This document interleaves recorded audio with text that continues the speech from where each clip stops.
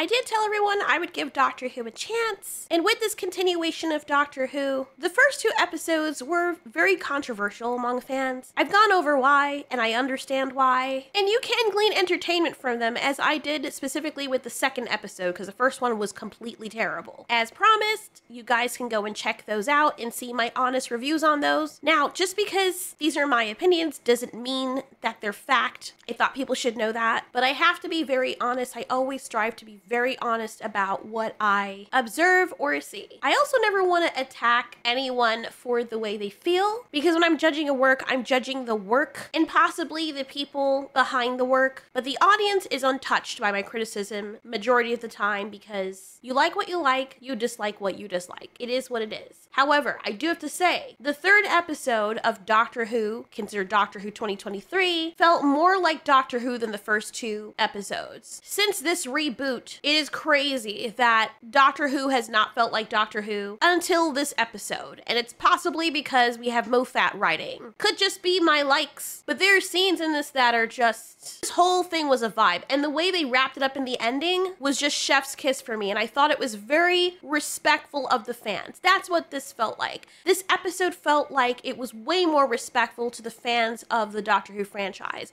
The Doctor honestly felt more like the Doctor in this episode than he has since his introduction. And that just goes to show that this guy, Ncuti Gatwa, does have talent under the right direction. I don't know if it's the same director, I know it's a different writer, but the whole vibe this episode just felt so much of a better quality than what we got with the specials and with the first 2 episodes. Because I don't know what was going on with those, but good grief. Good job with this 3rd episode. I gotta be honest, and I gotta give credit where credit's due. I know that will make some people mad, but I don't understand this business of people getting upset at people because they like something or because they dislike something. And then there are the people that, if they hate something, understandably so, and if I say I don't like these 2 episodes, but then I come out and I'm like, well, you know what? This episode actually did sell me. It was a decent episode. The other one was okay. This one was the best. The first one was horrible. I try to be fair in my ratings, and you can see that with everything that I've done on this channel,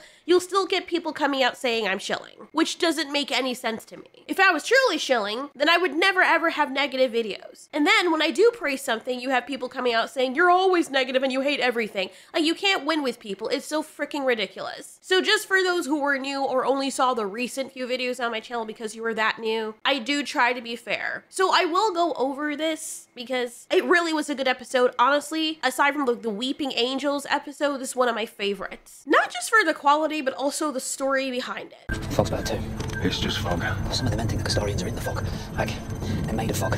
That's why we never see them. Of course, the fog's been analysed and it's just fog. That is hilarious, but I already know the 2 white guys at the front are gonna die.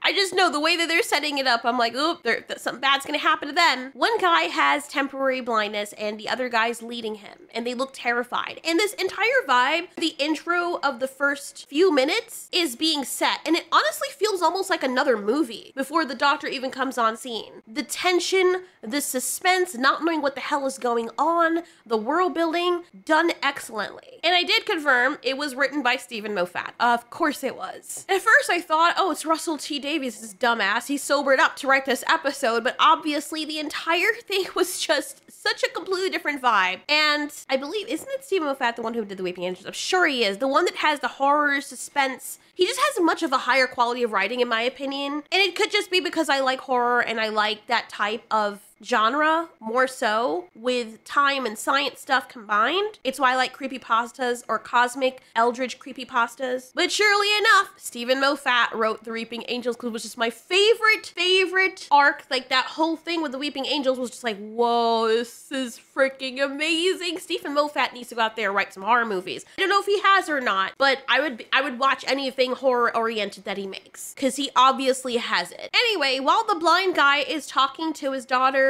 he's saying, do your teeth, make sure, I know you didn't do your teeth. And she's like, how can you smell my breath through the comm? But he's just being a parent, and you can see they set up the relationship with his daughter and him. And he says, all right, kiss, kiss. And that's their way of saying goodbye. We also get introduced to this cute little fairy looking girl. I don't know why she's so cute, her hairstyle, her face, she's so adorable. And this guy who is next to her, another soldier that she works with, and they obviously both like each other, or maybe more so, she likes him, which is pretty obvious.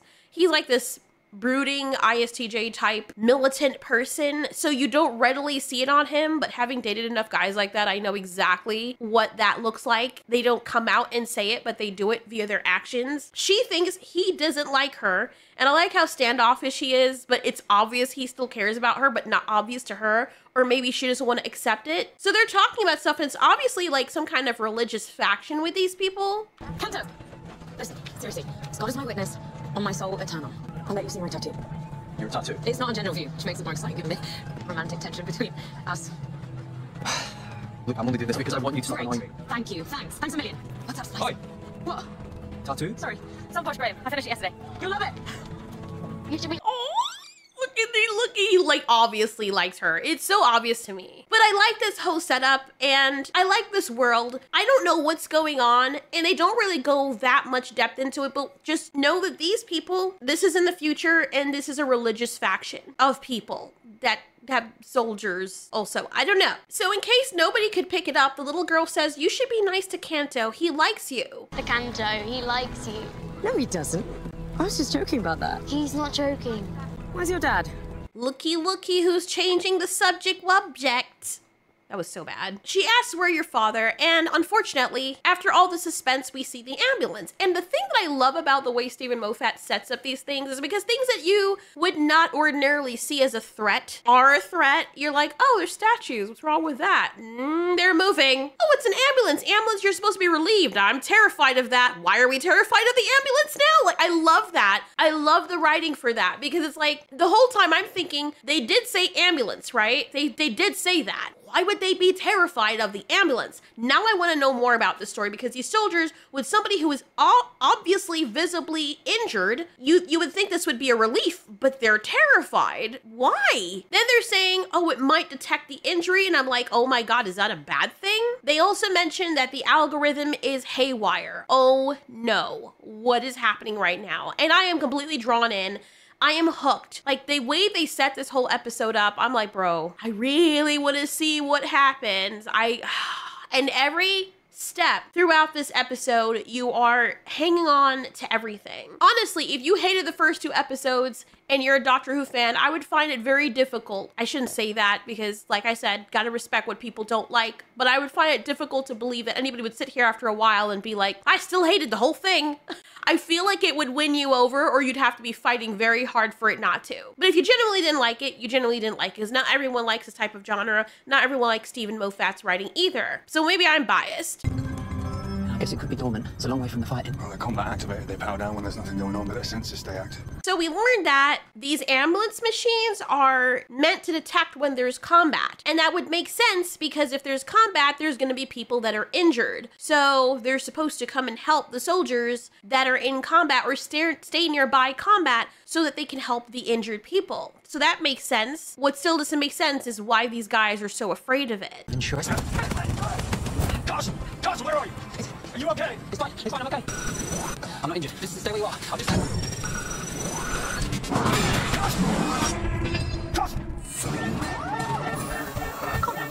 Bro, that whole setup is freaking creepy. The fact that you can step on a mine and not even see, did that thing go invisible? Wow. It cloaked itself so you can't see it. Oh my God. And you know for certain, oh, and the thing is, it can just annihilate someone without creating a blast radius, which is crazy. That's terrifying. Because now people won't just stay out of the air. That's, oh my God, that's terrifying. And now this guy is terrified because he's like, and the way the ambulance turns around too, it's so scary. Whoever they got to cast as the ambulance, dude, this guy blows up, or maybe it is, no, yeah. So it goes back to Cloak. The way she turns around like that.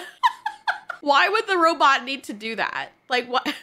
This poor man. So the robot or the ambulance detects combat now because there was an explosion and he's holding a weapon and he's like, oh no, look, I'm okay. And he's trying to reason with this thing that is clearly not human, which is the scary part. And if its algorithm is going haywire, there's no, hey, let's talk so I can explain, you know, kind of like the YouTube copyright claiming system where you're like, bro, I used 2 seconds and talked about it. Well, it's still there without anyone looking at it, even though they're claiming a human looked at it. It's kind of the same situation here, and you realize it's a lost cause until you go through the entire thing, except that you can't do this here because apparently this ambulance is understandably feared for a reason. It's not necessarily there to help people per se, and this is the scary part about it. Short scratch. Doing very well. Patient name, John Francis Victor, calendar age, 52 years, vital signs in normal range, blood pressure high, cardiac function good, liver mildly inflamed, diagnosis, blind. Not blind. My vision is temporarily impaired. So this is the scary thing. He takes off his blindfold. I guess, ouch, I can't look at him. In an attempt to reason with this thing and say that I will recover, it's just temporary blindness, and the thing even admits that this is temporary blindness. But he's obviously terrified for a reason. And the thing is, I don't know much about this character, but already I don't want anything to happen to him. He is so likable that I already know he's gonna die anyway, but I'm just hoping that he doesn't, and you're still holding out hope that maybe someone will come and save him, or he'll be okay. And now just watching back the episode, I now realize that he has that thing that, Father, you know, there's the people in church with the white upside down Hitler thing, the priests, there you go. Sorry, I don't know what happened. But, or he's a bishop, whichever one, but they have that thing. And he's wearing it under his armor, which is interesting. Allegory for this is so freaking strong. Moffat's a genius. Oh my God, I'll tell you later. But anyway, he says my eyesight will recover, and the thing confirms this, as I've said. Sight recovery time estimated. 4 weeks. Evaluation unacceptable. Combat medical. Failed. Listen to me. I have a child at base camp. Check my records, my next of kin, Splice. She's my daughter, and I'm exclusively responsible for her. Please, check my records. Leave a message at the tone. Oh my God. It's saying that he should leave a message. He realizes he's gonna die. So he leaves his message to his child. This is so freaking sad. I don't know who he is, but he's a freaking good actor. Like, just looking at how he went from, look, I'm trying to reason with you, to realizing he's gonna die.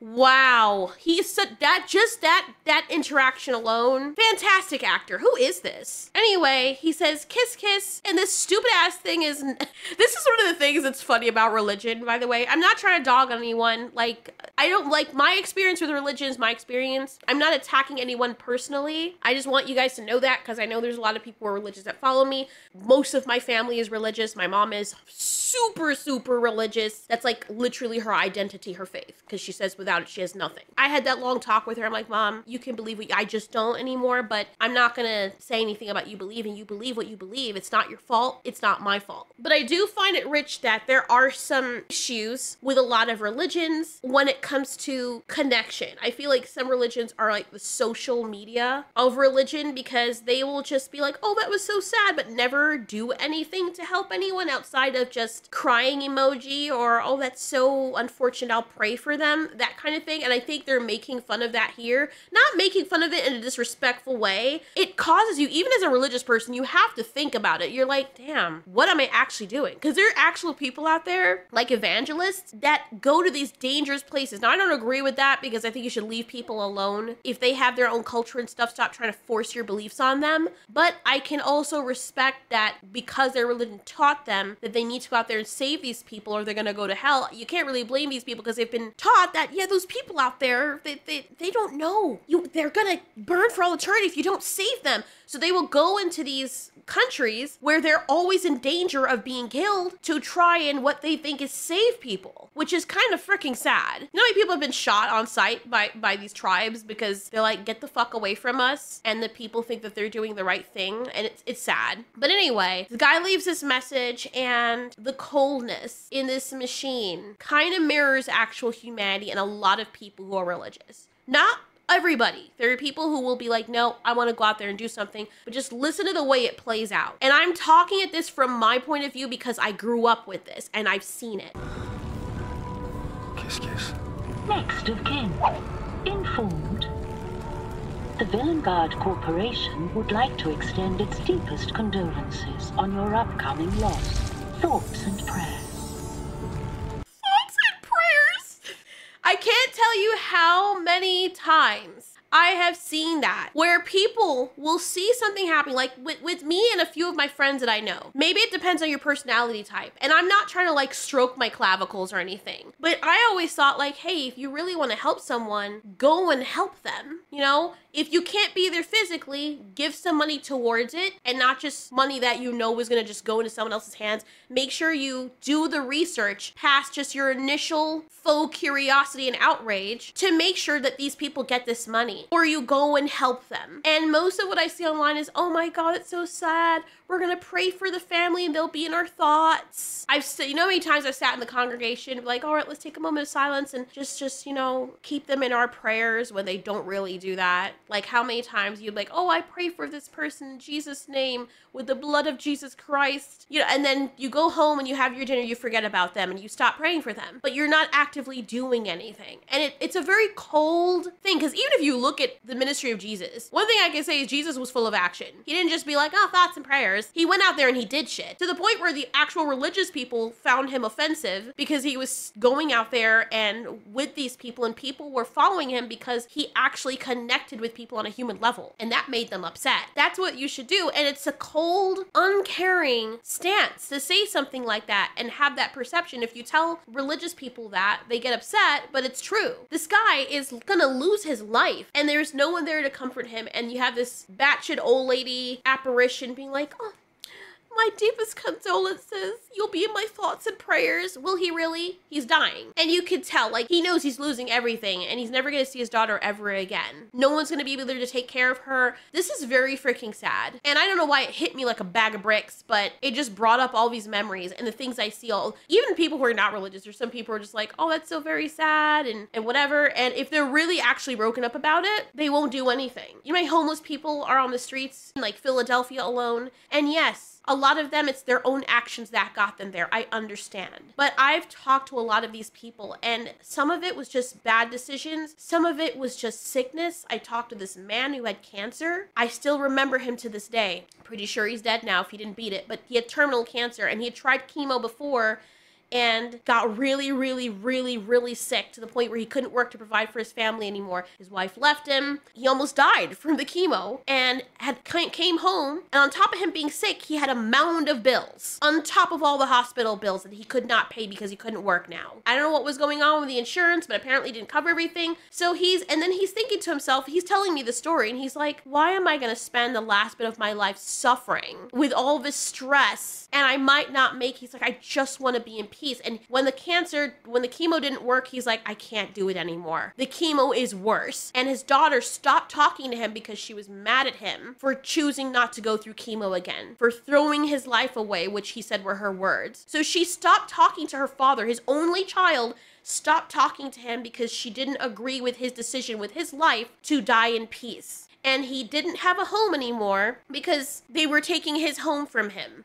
And he couldn't be around his family because they couldn't accept his decision. So he's on the street. He's not dressed like a bum. He's dressed this old country dude. I guess he was from Texas or something. Dressed nicely. And I just saw him sitting, and he didn't ask for anything. He wasn't begging anything from anyone. He doesn't look like he's on drugs. And I said, sir, are you okay? And he said in his Texan accent, he's like, oh, I'm fine, you know. And I got to talking to him, and I asked him, I said, please don't take any offense by this, but are you homeless? Like, I didn't know how to ask it, and I don't remember why I asked. He's like, yes, but I'm fine, you know.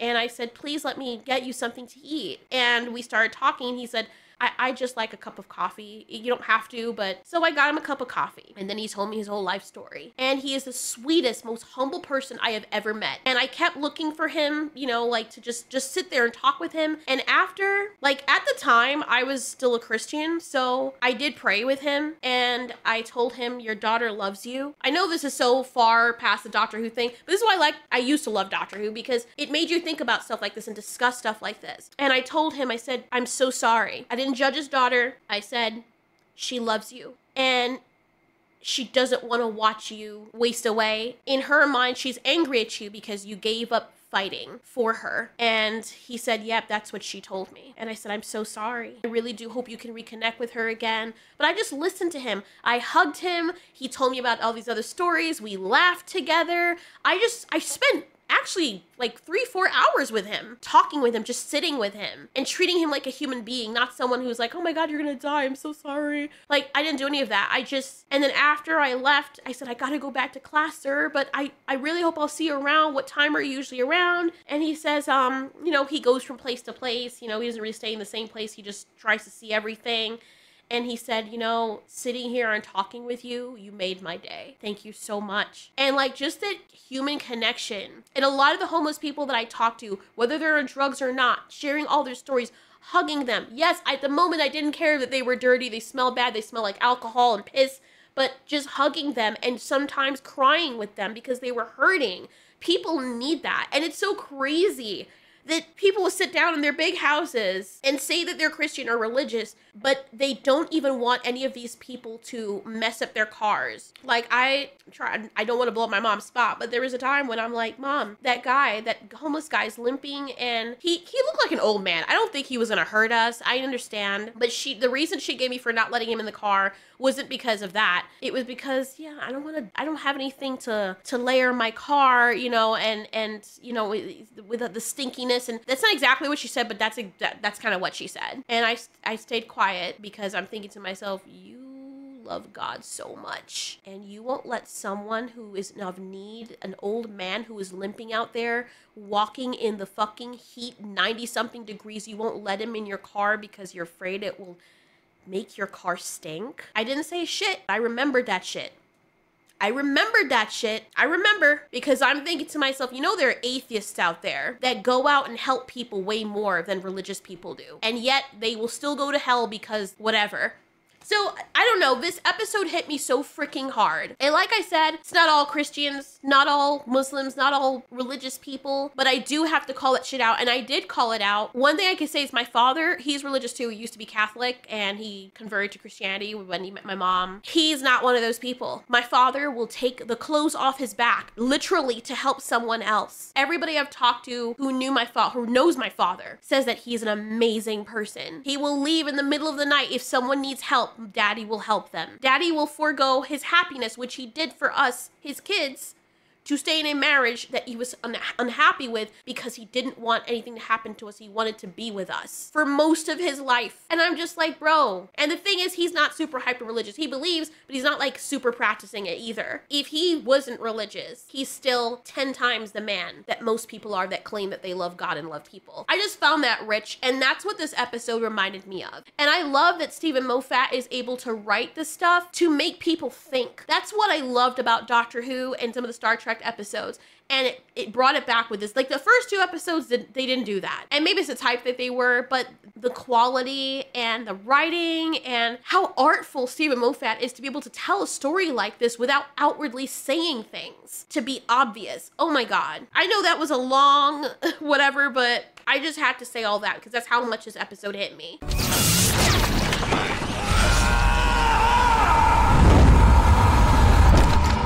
So then the Doctor hears somebody screaming. He tells Ruby to stay put. He runs in to go save them, which is like, I don't know, completely different Doctor than what we've seen. It's always Doctor Who running away from things, or like when that baby was in trouble, he didn't move a muscle. In that first episode, he was like, oh wow, look at that. The baby's gonna face the monster.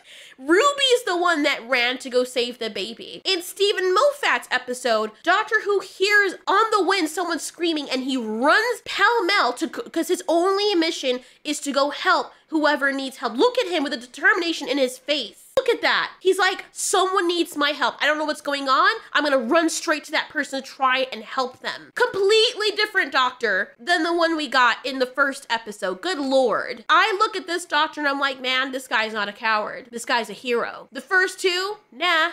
Until he knows what he's dealing with, he's like, nah, I'm out. I'm like, damn, okay. You go, Daddy. Let's go. And just in this introduction alone, I like the portrayal of him where I think this is very respectful and on par with the Doctor. So he is running so fast and he's like, I don't care. I just want to help that person. Boom. He steps on one of the mines and he's like, oh my God. And we know nothing's going to happen to him because it's the Doctor. He has plot armor. It's supposed to because it's his show. We wouldn't have a show if he wasn't around. But still, I love love the way that Moffat set this up. So of course, Ruby follows him and he's singing a song. She can hear him singing and she's like, why are you singing? He's like, everything's fine. Come towards my voice. And he's hovering on one foot, which I would not have been able to do for very long. And he's obviously trying to keep himself calm. And the way they set up the doctor with this is most of the episode, by the way, him standing on this thing, but it doesn't feel like this because of all the tension. And he is, I gotta say, look, I know a lot of you guys don't like him. I know he said some fucked up things about the audience. I don't agree with those. However, I'm separating the artist in this moment from the art. He's got what it takes to act. Under the right direction, I don't know who the hell directed this episode, but good job. Because this dude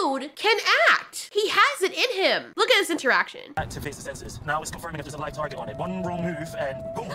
I go all food mixer. Where are we? In the middle of a war. Oh, I was kind of hoping for a beach. Yeah, what do you think this is? It's not a beach. I'll give it time. He says everywhere is a beach eventually, which is another line that hits me really hard because it's like, dude, you're right. Holy crap. At some point in time, everything becomes this vacant, not really wasteland, but interesting. So many liners in this to think about. I love it. So he tells her, look at my right foot, and she describes it to him so he can tell how much time he has left. Obviously, he knows what this is. He's dealt with this before. She's wondering why the landmine has lights on it, and he says capitalism. Why does a landmine have lights on it? Capitalism. Excuse me? Flashing lights play well in a showroom. Modern warfare. Death by salesmen. I found the gap. It's right in front of you. So it's another thing to think about. I would prefer capitalism over everything else, but it is true because you're always trying to be showier than the next person and compete, which is good for the consumers. But as a result, you do kind of have the negative effects of it. Everything has negative effects as well, even though the good, I think, outweighs that, but you still have the negative, which is people making things look pretty to attract people and then foregoing quality. But the wonderful thing about capitalism as well is that that can only work for a short-term while until they start losing their sales to people who are not doing that. Unless, of course, they become a monopoly. Then you have a problem because now it's like, well, now we bought up all the other things and there's no more competition. So what now? You only got to buy our stuff, right? Which is low quality because we have no competition. That's why Pal World works so well and people flock to it despite being Pokemon fans like myself. Sorry, that's the most recent example I could use. So he said there's a V on it for Villain Guard, biggest weapons manufacturer in recorded history. He knows about this because of course, he's a Time Lord. He said they supplied all sides in all conflicts for the past 2 centuries in the sector. He said he had to deactivate one of them once at a lesbian gymkhana. There you go. There's your representation. Just in case anyone was like, didn't mention anything about LGBT, that they did. Deactivate one of these ones at a lesbian gymkhana. Underwater for a bit, except it wasn't live, I was a samurai. And I lost that bit. Sorry, wrong moment for the story. First things first, someone was screaming, came from directly up there. Can you check and see if anyone needs help? I like this doctor. Even though he is in danger, he's like, go and see who needs help. I did not get this vibe from the first 2 episodes or from any of the other episodes with him. He was just this, oh my god, everything's fun. Like, let's go on adventures. I love hugging you and flirting, but like, that's about it. And in this one, he feels like a grown-up. He feels like an actual big boy trouser alien. He's like, go check if anyone needs help. See if anyone needs help. You need help. I'm not even screaming yet. Priorities. You need to go the long way round and watch your step. What a badass he is right now with that big ass in his pants. Good job. He can't even put his other foot down because it will shift his weight, which might set off the landmine. He works out that he needs to increase the weight on the mine at the exact moment he decreases it. So they gotta find something to offset the weight. That's when Ruby sees the tracks for the ambulance and it's flashing lighthouse looking thing. Combat's not detected because she's not doing anything and she picks up the anti-flashlight thing and they get startled because these helicopter things are swallowing up the smoke, which is really nice. They're like mechanical tornado things. And that's when she sees the sky and Doctor remembers, oh, it's your first time on a new planet. Of course you're amazed. It flips his stomach, doesn't it? A brand new sky. We're on Castaria 3. Going by the rings next door. Is it enough? 7 out of 10. Good trees, great mountains, rainbow crystal. Oh, wait until you see the dawn. So they take that little beat so we can also appreciate the beauty of the planet. Oh, I love the cosmos. I love seeing things like this depicted in sci-fi and fantasy. Something about looking up at another sky. Whenever I write my stories, I always focus on that too, because I think it's beautiful. So Ruby brings back the thing she describes as a heavy urn-like object. He tells her, those are the remains of a human body, by the way. And she's like, whoa. He wants her to toss it around in her hand so he can gather the weight from looking at how heavy it is or how long it takes to fall based on the gravity. And that's another thing that just wows me about this. He obviously is doing those calculations in his head. He's like, all right, that's good enough. How Oh, okay, it's exactly 6.732217 kilograms. I was trying not to show off.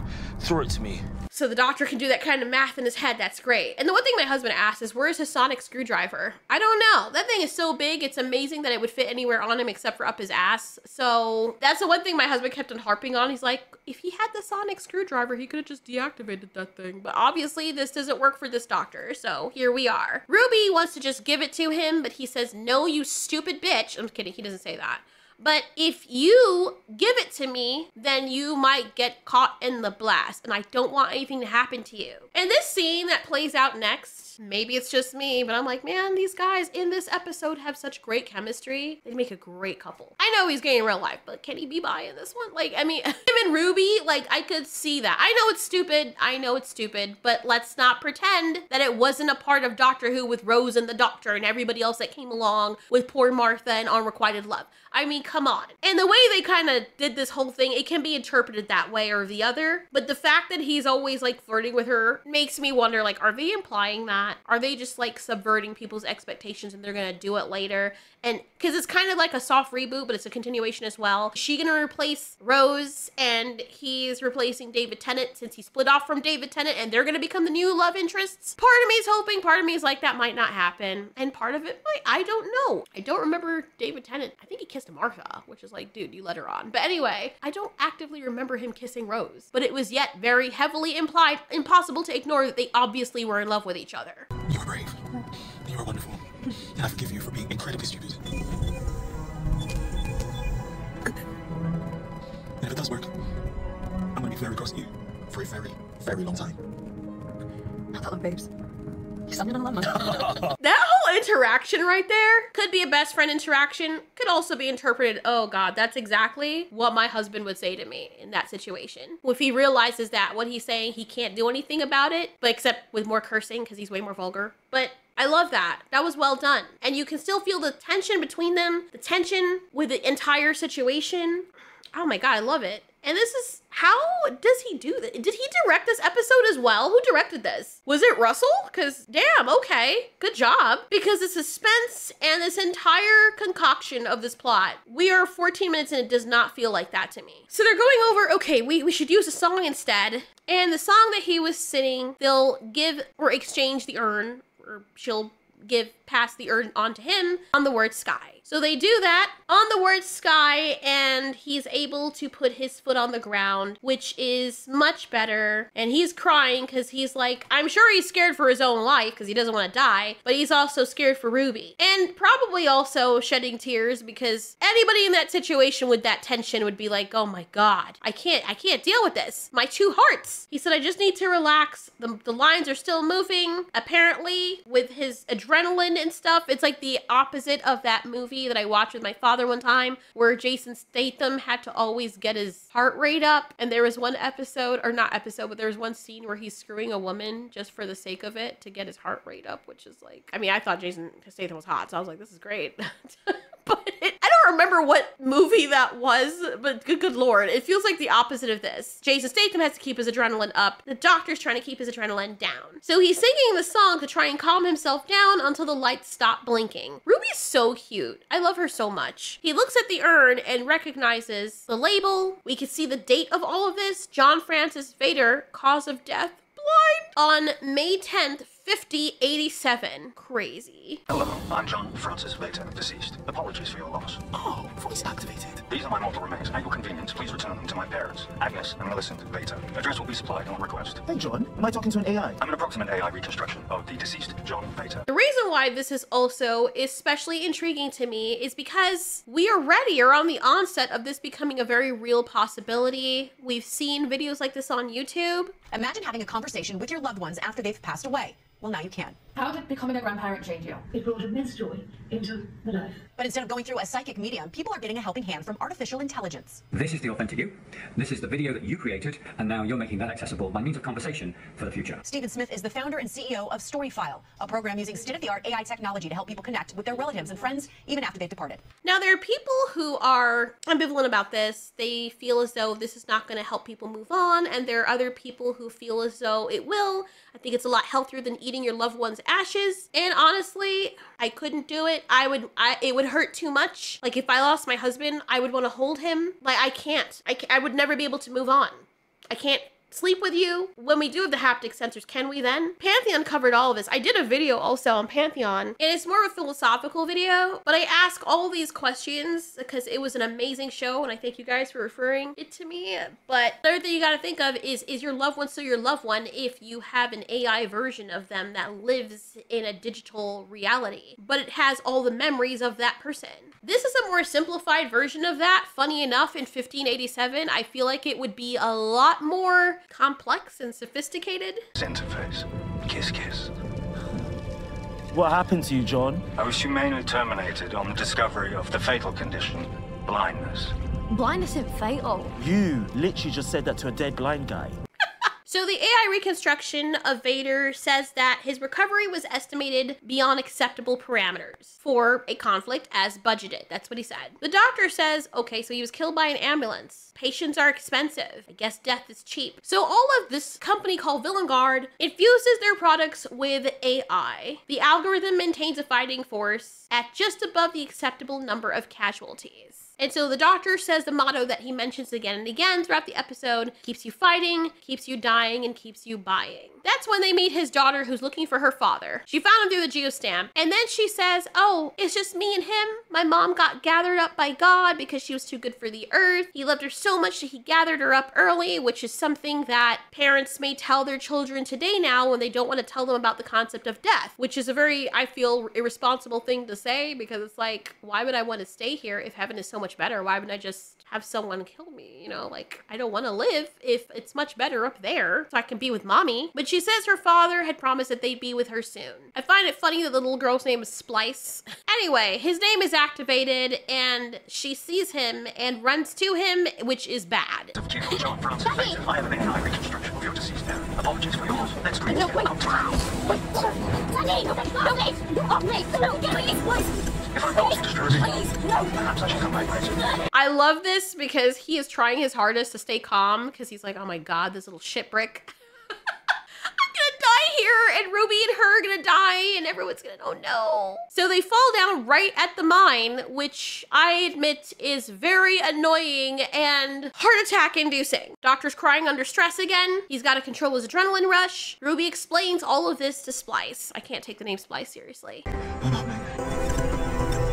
I'm explosive. That was great. That was saying he's the explosive and there being this explosive sound behind them. So we now discover that the Doctor, because of the kind of being that he is, he will cause such an explosive to such a magnitude that it will probably erase life on half the planet. And now we get cute fairy woman that we saw earlier. Ruby tries to explain to her what's going on, and the girl, who's called Mundy, is like, hey, Splice, are you okay? This woman obviously knows the little girl because we've seen them earlier. So she has these two new people that she doesn't know. One of them is holding the girl. Obviously, she's going to be very protective. Sir, my name is Mundy Flynn. I'm an ordained Anglican Marine. What are you doing out here? Are you civilians? Anglican what? Great. So we got them. They're Anglican. Okay. The Doctor tries to make light of it, and I like how snarky he is in this too. When he's upset, like, I like when he's happy, but when he's upset, he's also fun. I like snarkiness on men. I don't know why. Some women do it good too, like Sarah from Land Before Time, but it's just funny watching someone like this become snarky. Anglican what? So he's like, you should marry Ruby, then you'll be Monday, Sunday. Won't get married, I'd laugh every day. What's an... Not the best dialogue line, but okay. So Ruby's confused because she's like, since when is the church an army? The Doctor says, bro, the church has been an army since most of your history. You've been living in a blip. Anyway, Monday's like, I'm not digging any of this. You've got that casket in your hand. That is the sacred remains of this ordained Anglican, which is what Vader was. He needs to drop it. And oh my God, that's where the tension gets bumped up. Now, this is the middle of the episode. I think that Moffat did a great job with setting up everything, the suspense, and now he's up the tension, and he keeps doing that, trying to regain control. Up it a little bit more with the girl. Regain control. Up it even more with this woman, trying to regain control and losing it. Top tier writing, way better than the first 2 episodes, which I know probably isn't saying a lot because the bar was kind of low. Are you aware those are the sacred remains of an ordained Anglican? Are you aware your face is ringing? I love when he's snarky. I love it. Doctor's got a freaking attitude. I love it, bro. So she's talking to this guy. She takes the call for the guy she likes. And he's like, bro, I geostamped you. Get back to the compound. What are you doing? I know where you are. Get back to the compound. He says the Castellarians could be planning an attack. And this woman keeps trying to bait him to tell her he likes her, which I find is very funny given the circumstances she's in right now. If fog drones have been out, the Castellarians could be planning an attack. Shut up, you're worried. You don't even like me. Of course, And she cuts off before he can say anything. She is so insecure about whether or not he likes her that she doesn't even give him a chance to respond. So when the doctor asks her who she's fighting and she says the Castellarians, the doctor looks at her like, really, bro? He tells her, tell me about him, which we already know. He knows something she clearly doesn't. We've never seen them. Excuse me? They're in the mud. Well, that's what we think. Some of us. Or the fog. What? Sentient mud? Sir, I do not have Seriously? time for this. Do you know how ridiculous you sound? I mean, to be fair, Doctor, half the adventures that you've had, if you told them to people, people would say the same thing about you. The funny thing is he goes in with his completely straight face and says, I've met sentient mud. They're lovely girls. Right after he says that she's ridiculous because she thinks they're in the mud. Like, the way he contradicts himself with this is hilarious. I don't know if they meant for that to be funny, but it just came off as funny. Like, what are you talking about? You sound dumb. I actually met sentient mud. So she's saying, look, you're already dead, bro. Like, this thing triggers a quantum level chain reaction in your DNA so that you become the explosive, not the mind. I'm a Time Lord. Not a human, I'm a Time Lord. I am a higher dimension life form. I am a complex space-time event. I'm Anglican. I love how she says that, like that's supposed to mean something. But I like her because she's like, okay, good for you. Like it was nothing, and the doctor is trying not to shit himself right now. And he can't because that would offset his weight, wouldn't it? Oh, stop it. I'm a much bigger bag than you bargained for. I'm more explosive than I look, and honey, I know how I look. Put a quantum chain reaction to me and I will shatter this silly little battlefield of yours into dust. All of it, in a heartbeat, into dust. That's not possible. Everything is possible. Everything is possible. Everywhere is a beach eventually. Scan me, see for yourself. So she does scan him, and lo and behold, oh my god, you could blow up half the planet. Then we get the ambulance thing that is coming towards them, which is the scarier part of this episode. So the doctor explains to Ruby that this is an ambulance. And now we get more tension. I mean, Moffat is so good at building tension. Because just when you think things can't get any more tense, they get way more tense.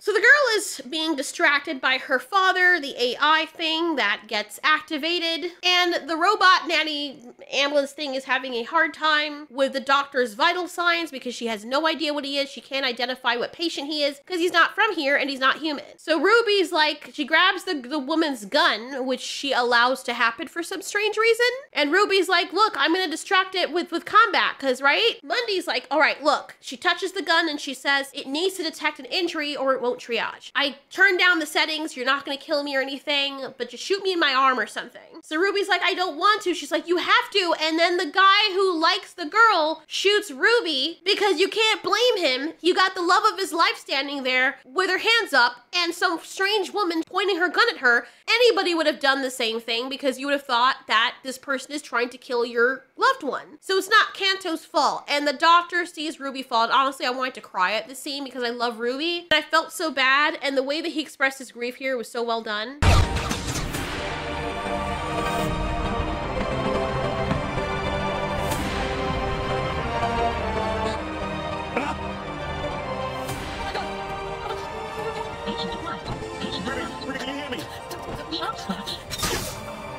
Feels like an anime. I know I keep saying that with everything, but like people don't usually show expressions anymore when it comes to emotion. So when they do, I'm like, oh my god, anime. Because I'm sorry, anime just does it better than everything else. But anyway, the poor doctor's life is falling apart in front of him, and he's rethinking whether or not this was a good idea to take this woman along. Ruby is dying, vital signs are failing, and they're trying to figure out who her next of kin is, and we never figure that out. Then, of course, because she's stressed out, it starts snowing again, and everyone's like, it doesn't snow here. Then the snow freezes, and Kanto's like, is that, what is going on? And the effect is done so well, by the way. That's amazing. And it probably stops because Ruby is dying. It says vital signs are failing. Her mortality estimate is 432 seconds. The patient is non-ordained, which means that I guess because she's not a believer, she doesn't get help. The treatment is withheld because she's not a believer.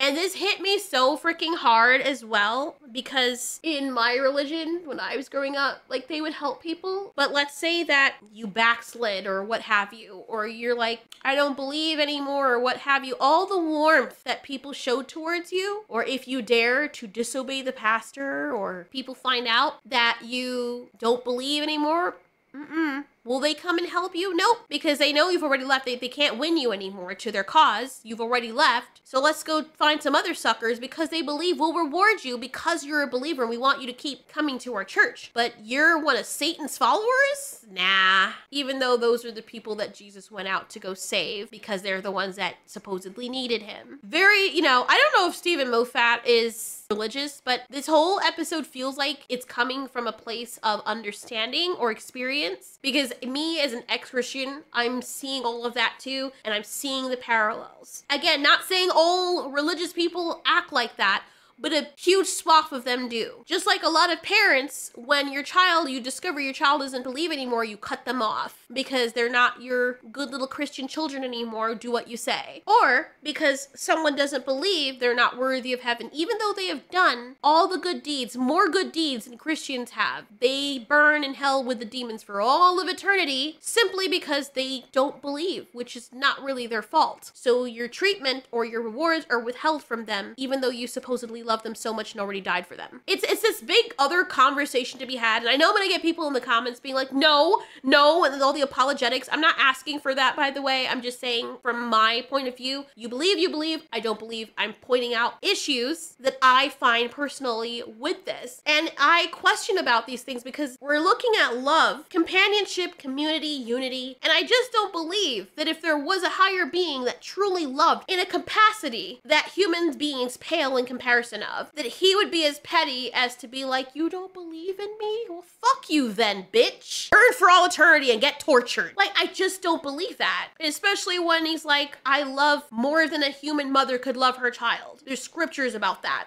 But yet, really, a human mother would not make her child burn for all eternity if the child stopped loving her. She would still love him and still sacrifice herself for him and protect him from a life of eternal damnation. But the higher being, whose ways are higher than our ways, wouldn't do that. Like, it just doesn't make any sense to me. And I feel like a lot of it was a method of control from the same people who are probably controlling these soldiers. And it's kind of disgusting, to be honest. It's like, well, we don't want to help them. They don't believe. Like, why would we? Ew. We're not gonna let them in our house and feed them. Why? If we know we're not gonna get tithe, or we know we're not gonna get a belief out of them, why would we help them? Or if you help someone genuinely because they need help, and they're like, I still don't want to go to your church, I appreciate the help. All right, we're not gonna pay your bills anymore. We'll pay your bills and help you out for a few months. You have 3 children that are starving and you can't get help and you're drowning in debt. Oh, the church will help you. Come to church. Okay. Get saved, get baptized. No, I don't want that. I just don't believe. All right, then cut off the, nah, we're good. It's like, bro, really? Really? How is that love when it's conditional? Like, I don't know. Human being love is conditional. We say it's not, but it is. A parent's love is conditional to a point. It's, I love them because I want them to live. That's me. It's selfish for a parent to love their child because it's an extension of them. But when you're in a relationship, when you love someone, there are conditions. As long as you don't sleep around, as long as you don't beat me up, as long as you don't hurt my parents, like, there are conditions. You can't just be like, oh, I love you unconditionally. No, then everybody would be in really, really badly toxic relationships and end up as splatter stains on the concrete below their house. And the condition here with this Anglican force is if they are not ordained, or they don't have the Holy Spirit, or they're not part of a church home, or they don't pay their tithe, or they can't take communion, or whatever it is, whatever belief is there, you cannot get help because you're not part of under our control. So why would we help you? We gain nothing from this, which is so freaking sad. And now Ruby, our little baby, is sitting there dying because she doesn't believe. So Kanto's confused and his admirer shows him the readings of the doctor. I know he's always crying, but he does act very well in these scenes. I think that's his like strong suit. So now she's saying, look, I believe you. What do we do? Survivor, but it's not programmed to assist non-believers. So the mine is cycling down to the end of the countdown. We've got 5 minutes, probably less. Please, what can we do? Surrender. Excuse me? I like how it never entered her mind. She's like, what? I'm gonna this is gonna blow up half the planet. You're all gonna lose your lives. All you gotta do is save yourself is surrender. Nah, I don't think so. He said you have to lose and give in. She says that's not possible. It can't switch off the landmine even if I were to do that. And he's trying to convince her that it would, bro. And he just looks at her with all seriousness and says it would deactivate the landmine if you surrendered because it's your landmine. Patient death imminent. Thoughts and prayers. No, Ruby, stop that. Hang on in there. I love how he's like, stop that. That's so sad but funny at the same time. It's such a real reaction. He tells Ruby, who is still unconscious, that he can't think unless she's talking to her, and he can only talk to her. This person is acting as though he's been in a relationship with this person for a long time. The way that they're baiting this is so annoying. I mean, yeah, best friends too, but I don't talk to my best friends like this. I don't think Monday's figured it out. We advertised our presence. It's standard procedure. Do you hear that, Ruby? They advertised their presence. I like how he tries to make her look stupid. And at this point, I don't know what's going on. I do think it's very annoying and stupid on their behalf to advertise your presence to your enemy. But I guess they're like, stand down. I mean, maybe that's the reason they do it. But the doctor explains that by advertising their presence, that activates the villain guard algorithm. The acceptable casualty rate keeps you dying, keeps you buying. Acceptable casualty rate algorithm keeps you dying, keeps you buying. Huh? Do you get it? Do you get it? Do you get it? This whole scene of desperation with the doctor because he doesn't want Ruby to die is so well acted. Honestly, it's very impressive because he feels like a real person in this specific scene when he's being emotional. David Tennant also does that very well, but not as well as this guy. David Tennant does the anger very well. Matt Smith is a much better actor than both of them in my opinion, but when it comes to emotion, this is definitely Ncuti Gatwa's strong point. Do you get it?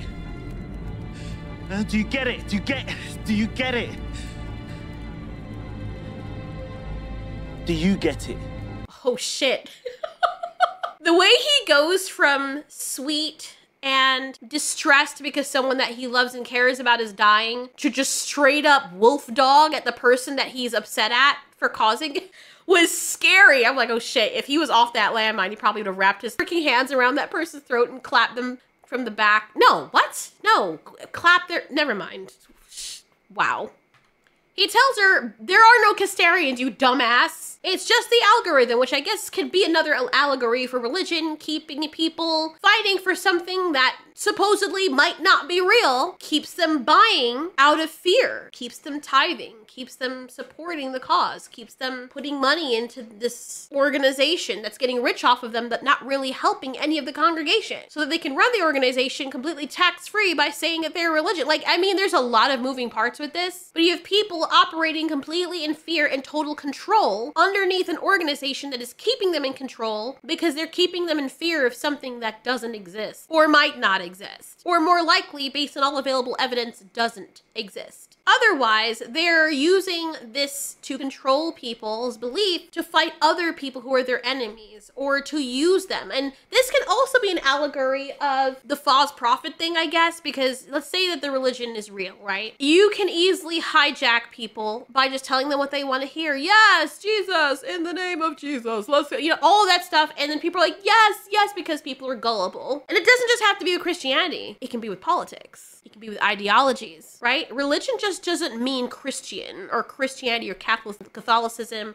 or any of those other many religions. We talk about Christianity because that's more prevalent in the United States but it can mean a lot of things. The definition of religion is, first one, the belief in and worship of a superhuman power or powers, especially a god or gods. A creed, a faith, a belief, a doctrine. It can also be defined as a particular system of faith and worship. It can also be a pursuit or interest to which someone ascribes supreme importance. You can be a cult of anything. Doesn't just have to be of a deity. It could be of a belief system. That's all you need. And if you blindly follow that thing to the point where you're completely intolerant of everyone around you that doesn't ascribe to it, or 100% believe or follow you in that regard, bingo, you're part of a religion. If that's your entire identity and you get viscerally angry and defensive and want to go to war and hurt other people over it, that is a religion. If that's the only thing that matters to you to be an activist for day in, day out, where you have no other life outside of that, that is your religion. I know people don't like hearing that, but there are even some atheists. I know, it's crazy. Atheists are people who just don't believe. There's no religion in it. That's the definition. You don't have a religion. It's just, you just don't believe. But there are some people who rebel and they make it their religion. Like that is their religion when it really isn't a religion. Your anti-religion could become a religion where you're so able to the point where you find people, and if you get a sniff of them having some kind of belief, you're just intolerant towards them. And you're like trying to change them and deconvert them.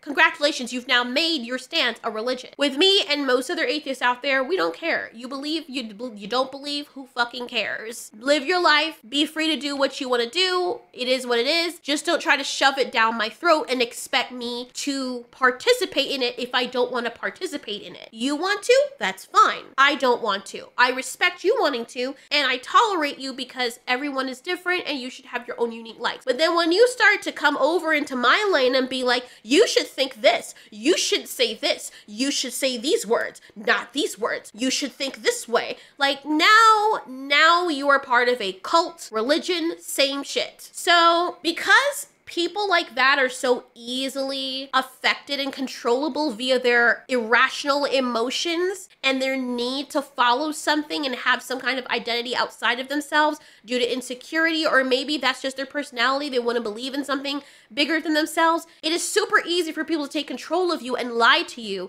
and use you as a weapon against something that's not even your enemy, which I think is the bigger message here in this episode, because we see it with the media. We see it with people weaponizing the LGBT, etc. movement. We see it with the cultural war, with racism, and all of these things. You could take every facet of life, veganism, politics, everything you can think of. Humans are very tribalistic by nature. So if you leave them unchecked and people just become hateful, it is so easy to dive into a cult mentality of, I'm fighting these people are my enemy, when you don't even realize the enemy is the actual one controlling you and telling you that these people are your enemy, which is what's happening with Villengard in this episode, to the point where it's so ridiculous that these people are fighting themselves and don't even realize it. It's killing you, and just the right amount to keep you buying more. I mean, most armies would notice that they were fighting smoke and shadows, but not this lot, Ruby. You know why? Because they have faith. Shut up! Faith!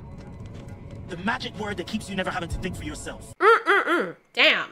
Oh my god. Wow, that's fucked up. It's fucked up because it's true. You have faith in the government, but the government has your best interests at heart. They would never do that. It's the government. I have faith in God that he's gonna get me out of this. I don't have to get up off my ass and find a job or do anything because I have faith. Faith doesn't have to be directly tied to a deity. It is sitting there expecting something to happen despite your inaction. And you hoping and having faith in this gives you the disillusion that you have power when you don't, and you're not acting in the power that you do have. People like to use the word cope, but that is coping. It's coping with not having control or not wanting to assume it out of fear of failure, or out of fear of having to hold your own self accountable for your failures or your actions. Man, this episode is so deep. The doctor brings up the AI of the guy and tries to appeal to him, dad to dad. I forgot the doctor was a father. Is he? Wasn't the woman that he made like parthenogenesis, whatever, it doesn't matter. Woman's like, he's just an AI simulant. Then they go all Pantheon, and then everyone's trying to break into the system, and this girl's trying to get this guy to confess that he likes her. And he's like, of course I like you, stupid. Everyone knows that I like you, except Posh Graham, who now thinks I like him. And this is so cute when she finally hears his confession. I think she always knew, but she was just scared of rejection. And he's like, does that mean you like me? And right as she's about to tell him, the freaking freaking ambulance is like, I need to defend myself, and he dies. But I like that they don't show that right away. The writing is so good because she's like, are you okay? And then you hear a digital voice saying, I'm fine, how are you? And I'm like, oh no. The setup was so good with that. And this was so freaking sad. Are they killing off all the white dudes in this? I'm kidding, but kind of not. It's kind of funny at this point, even though he doesn't really look white. But anyway. If anything happens to me, I want you to know that I love you. And honestly, it's okay that you don't love me back. Oh my god, I want to kill someone. I don't actually mean that. You know what I mean? I want to kill a freaking pixel person. This made me so angry. It made me so angry. Bitch, why didn't you say it back? Like, oh my god. I'm not even going to. I'm having to relive that whole thing just made me angry as shit. So now this freaking Billy Madison, Adam Sandler lookalike is like, yeah, well, damn. So she takes up his fleshlight remains and she says the Villain Guard algorithm is protecting itself. But then there is a digital fight because the girl's dad is in there fighting back. I remember, Daddy. Angela, we saw. Angela, sorry. Tell her to run. John, tell your daughter to run now. Dad. I'm safe with Daddy. Angela, can't. So the thing is, like, you will be met with severe fines. Heathens. And apparently she permanently deletes the dad and everyone's like, no. So the doctor's crying again and he tells him to run and he apologizes to Ruby, which is very sad. It doesn't make any sense for them to run because the blast is going to be so big that it's not going to matter. And then at the last minute, which is always in true Doctor Who form, something happens. I'm so sorry, Ruby. I'm so sorry. 2, 1. Kiss. Angelo, dad to dad, dust to dust, dust. Kiss. Virus alert. Virus out. Kiss. Kiss.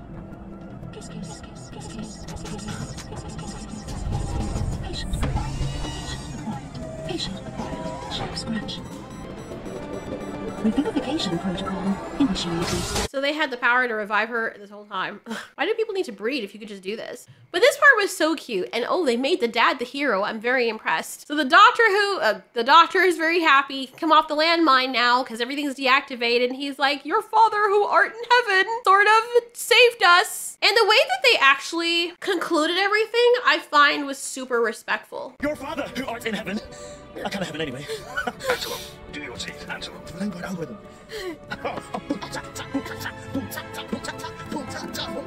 October the 5th, I said this girl's dad into the software just wanted to run. Just looking for proof. And he must have been very cross because now the whole Villain Guard mainframe has been taken down by parent power. Don't know what the frick he's talking about, but the father obviously was looking for proof, I guess. And that's why at the beginning of the episode, he's like, dude, there's nothing in the fog. Because he already knew that they were being played, but nobody else did. Or he went into the mainframe and looked for proof after he died. So it's a happy ending. And I'll show you what the doctor says next, which I think is one of the reasons I appreciate Stephen Moffat, because he sees things from both sides. And I do love this. I thought the ending of this was a lot more satisfying than I expected. This is also funny.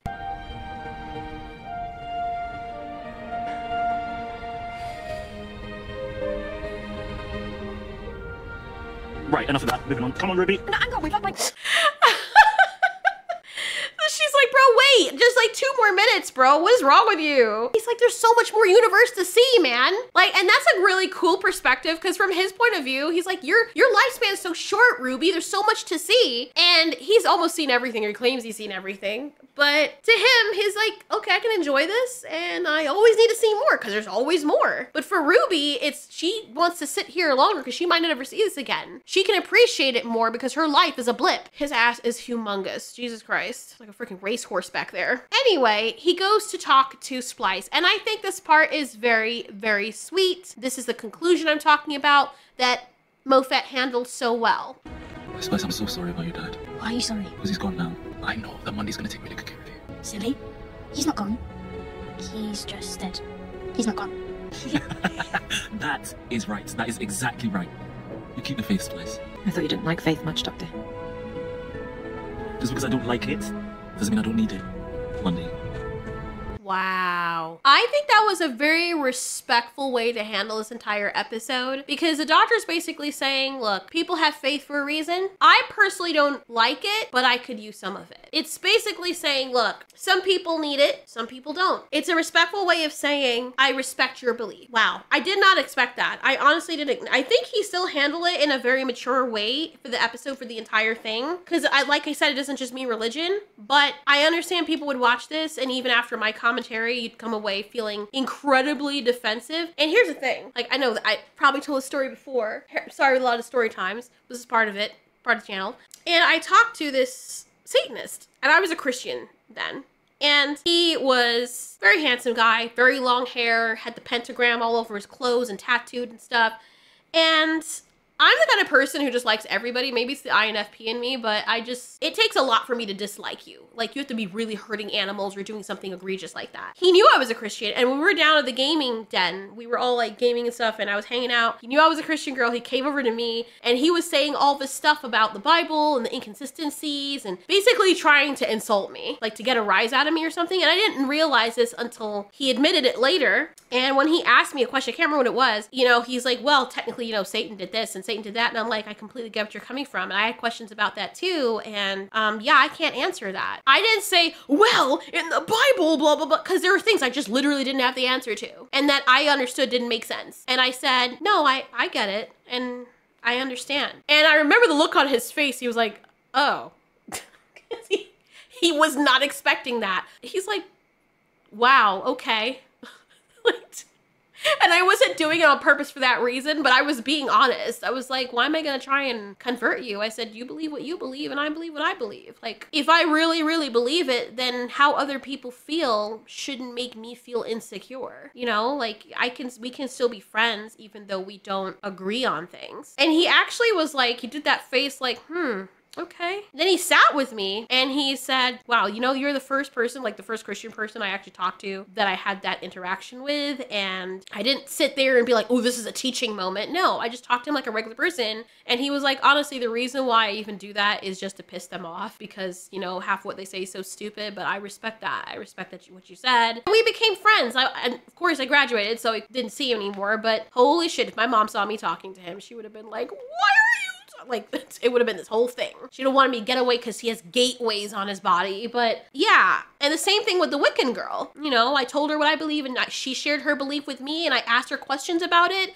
And she was like, wow, I never actually thought, you know, like, I've never met a Christian that was like cool with that. And I'm like, yeah, I mean, I don't agree with it, but it's still intriguing. Like, I understand why you believe in it. And we were able to be friends. Like, it's crazy. Like, and my mom would disagree because, like, the Bible says you're supposed to be not supposed to be unequally yoked with unbelievers. But then at the same time, it contradicts itself when Jesus is out there fraternizing with these people, the very people that the other Christian Pharisee people are like, look at who he's hanging out with. And Jesus is like, yeah, of course I'm hanging out with them because these are the people that need me. Like, what is wrong with you? Why would a doctor go to people who are already healed and not sick? But before that, he looked at them as people and was like, yeah, I understand where you're coming from. Don't do it again, okay? Just chilling with the people, giving them what they needed. It's almost like God's the villain and then he came back as a human to pretend he wasn't in the first Testament. But anyway, I'm kind of sort of joking. But I like how the doctor at the end was able to have some kind of altruism and understanding and respect towards people who think differently. He couldn't be the doctor if he didn't. He could disagree with them and be mad at them in the moment, but at the end of the day, I believe someone in his position wouldn't be a bigot, wouldn't be intolerant towards other people because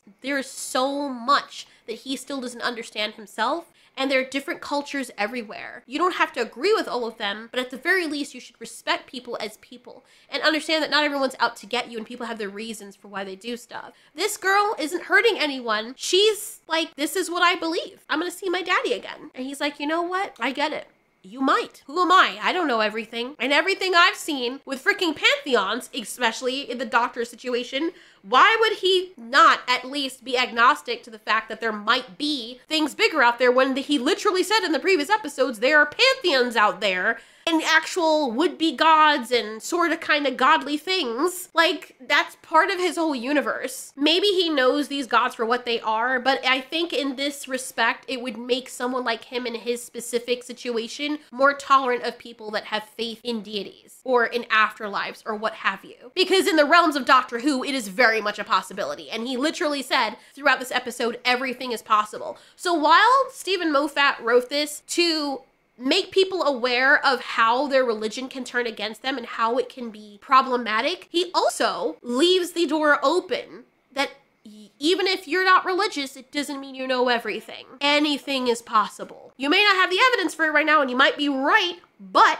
it is still possible. Parallel universes where it may not exist here might exist in another universe. You never know. And I like the fact that this episode made you think. I think it was well done. And people can say what they want about Doctor Who. I do not agree with the BBC and what the actors have been doing with coming at fans. I think they need to take a page out of this episode's book and be a bit more tolerant to people, because this episode was so well done. And if they keep the same energy with the other episodes instead of the preachiness, because notice, this episode did not come off as preachy. He preached in it, but for whatever reason, even though it was about religion and kind of preachy, it didn't come off as preachy towards the audience as the other episodes in Jodie Whittaker and the earlier episodes of this New Who did. New Who, whatever you're calling it now. And I think that was the right move. Definitely way more palatable than anything I've seen in a very long time for Doctor Who. And that's saying a lot. Anyways, you guys that watch the episodes, what do you think? I know that there are different interpretations. For the people who hated it, why did you hate it? As I said, I love hearing different perspectives, and you might have caught things that I didn't catch. And I like to see things from people's eyes, like different perspectives through eyes of different people. You may have had a problem with something, and if you're religious too, feel free to be like, nah, I found that this was the better interpretation of this. In my opinion, this is what I got from it. Maybe you could say something like, there are people out there, false prophets, and our religion is real, but people are trying to hijack that to make it look like it's some kind of monstrosity. That's not the case. And yeah, you can feel free to talk about it. I just ask that you respect me and not trying to convert me. We can talk about it, but trying to convert me and being like, well, you know, you should do, no, I'm not. That's going to close me off immediately, because that shit, I'm not asking for that. I don't need that. But I would like to have a conversation about it, person to person, for your perspective, if that makes any sense. Anyways, that was super fun. I am so glad that I walked away liking that. Did have some consternation about it, but I came away very pleased. I hope they bring back Steven Moffat to write more, because good grief. Good job, Mr. Moffat.